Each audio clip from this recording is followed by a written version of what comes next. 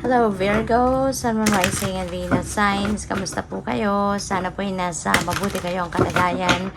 Welcome back po sa Star Tarot. At kung bago kayo dito, welcome din po kayo. Please subscribe, like, share my videos, and leave me a comment po kung nakaresonate po kayo. Thank you. Tignan natin kung ano mga messages po ninyo for today. First message ninyo, strength. Nandito yung Angel of Courage para tulungan kayo, palakasin ang inyong loob, gisingin, no, yung inyong inner strength and courage. Pwede, Virgo, na meron kayong situation na baka nang panghihinaan na kayo ng loob, no? There could be a problem. Pwedeng merong mga difficult situation na pinagdadaanan kayo sa ngayon, kaya parang napaghihinaan kayo ng loob, no? Kaya tutulungan kayo ni Angel of Courage dito para maging matatag kayo. Okay? Papalakasin ng inyong loob. Kasi ano man ito, no? Ialay mo yan sa universe, no? Kung ano man ito sa tingin mo, nahihirapan ka, nabibigatan ka, kung sa tingin mo parang, alam mo yun, yung baka naaano kayo na nahihirapan kayong magdesisyon, parang ganon ang napipick up ko dito. Ask for guidance from the divine, okay? Kasi yung mga bagay na yan, diba, meron tayong matututunan out of that difficult situation, kaya wag kayong panghinaan ng loob, okay? Hingi kayo ng tulong from the divine. Tawagin ninyo mga guardian angels ninyo, kasi for sure they will be running towards you para tulungan ka, para anuhin ka, to the rescue sila sa iyo. Okay? So we also have the Queen of Pentacles. This is comfort, no? Financial comfort ito, Virgo. Kasi si Queen of Pentacles, abundance and prosperity energy. Kaya for sure, magkakaroon din kayo finally ng financial comfort. Lalo na doon sa mga Virgo na merong pinagdadaanan na medyo mahirap, no? Na sa pagdating sa pera, baka merong mga financial constraints, may mga financial troubles na pinagdadaanan. Rest assured that the universe is going to help you na magkaroon kayo ng financial comfort. So, maging bukas lang kayo sa mga opportunities, no, na pwedeng ipapadala niya sa path mo para magkaroon kayo ng financial comfort. Okay? Si Three of Pentacles naman, action ang kailangan ninyong gawin. Okay, pwedeng may mga opportunities na talagang nandiyan na, at baka yung courage na to, baka yun ang kailangan mo para dito.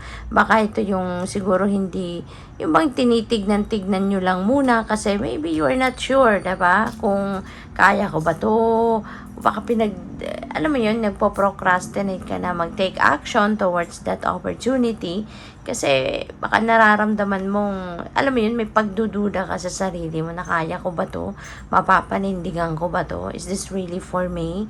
Maaaring may mga ganun. Kaya ito sa inyo, encouragement ito sa inyo na wag ka nang magduda, wag mo nang pagdudahan ng sarili mo, wag mo nang pag-isipan pa, 'di ba? Kasi kailangan mo nang gumalaw, kailangan mo nang mag-take action habang yung opportunity na to ay nandiyan, no? So we also have the Empress, the Angel of Abundance. So Virgo, talagang tutulungan kayo, no, ng universe, magpapadala, no, ng kanyang Angel of Abundance para magkaroon kayo ng financial comfort, financial abundance and prosperity. So i-claim mo na yan. Okay, claim mo na yan. Write it down in the comment section below. You're claiming that abundance para matugunan na kung ano man ang inyong mga pangangailangan, lalo na pagdating sa pera o material na bagay. Okay? Si Empress, ano din ito fertility energy at saka ano siya, creation energy. So po pwedeng ang iba din sa inyo dito maybe is going to start a family. Baka magsisimula na kayong magbuo ng inyong sariling pamilya, kaya po pwedeng ang iba sa inyo dito siguro nagbubuntis ngayon, or po pwedeng magbubuntis na, or po pwedeng ang iba talagang nandiyan na kayo sa sa puntong buntis na kayo, kaya naman maaring ito na yung magsisignify na papunta na talaga kayo sa pag-create ng ng sarili ninyong pamilya, no? So good luck sa'yo. So, by the way, maraming salamat for subscribing to my channel, and if you haven't subscribed yet, subscribe na po kayo. And also, maraming salamat din for not skipping the ads. Malaking bagay po yan sa akin. At please click the join button sa baba ng video po kung gusto po ninyo na mag-join sa membership. So, next message po ninyo, improving health. So, this is really good. Lalo-lalo na doon sa mga Virgo na meron sigurong mga iniindang physical discomfort. Baka merong mga sakit-sakit, merong mga physical ailments, no, na pinagdadaanan. So, ito, heads up ito sa inyo, no, na your health situation is going to improve. Okay? So, kung ano man ang ginagawa ninyo para matulungan ang katawan ninyo na, alam mo yun, mag-improve, lumakas, mga ganon, just continue doing that. Okay? So, we also have success. Wow! Finally, diba, magkakaroon kayo ng isang magandang tagumpay. At, po pwedeng sa iba't ibang parte ito ng buhay mo. Hindi lang ito sa iisang bagay. Hindi lang ito sa trabaho. Maaari din sa negosyo ninyo. Kung may negosyo kayo, baka magsasucceed na din kayo dyan.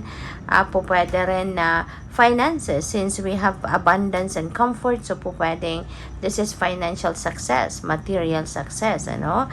So whatever the case may be, yung pag-a-action ninyo, yung patuloy ninyong pagsisikap, eto na, magkakaroon na ng bunga at magtatagumpay ka na. So, we also have perfect timing. Ayan. So, ang iba sa inyo, if you are praying for something, maaaring nagdadasal kayo, nagtatanong kayo sa universe, ito na ba ang tamang panahon para isakatuparan ko itong plano ko?